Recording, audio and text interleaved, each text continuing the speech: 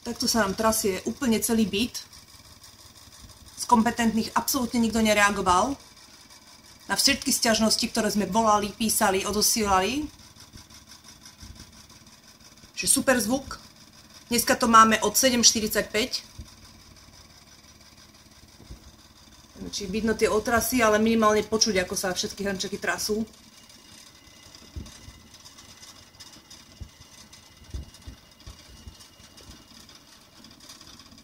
Okrem toho, že sa nám trasie teda zem pod nohami.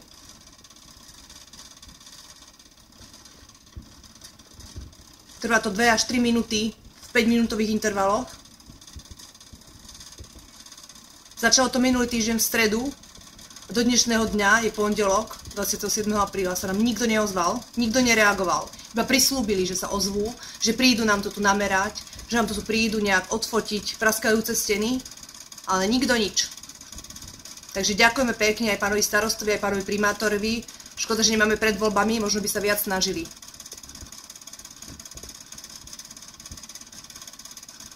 Takže naozaj človek má strach, že tá budova padne. Je to ako také malé zemetrasenie. Akože hučí úplne všetko, hej.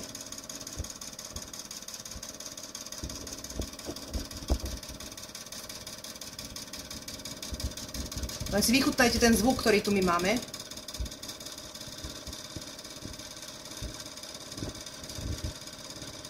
A počkáme do konca, aby ste videli ten rozdiel, keď prestanete zatlkať tie pilóty do zeme.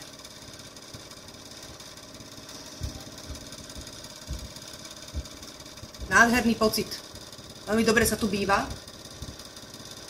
A je mi jedno, koľko to bude developera stáť, ale treba zvoliť iné technologické postupy, keď sa buduje takáto veľká budova v obytnej zóne a špeciálne pri zóne, kde sú národné kultúrne pamiatky, v ktorej napríklad bývame aj my, a naozaj tie steny a tie statika môže byť narušená.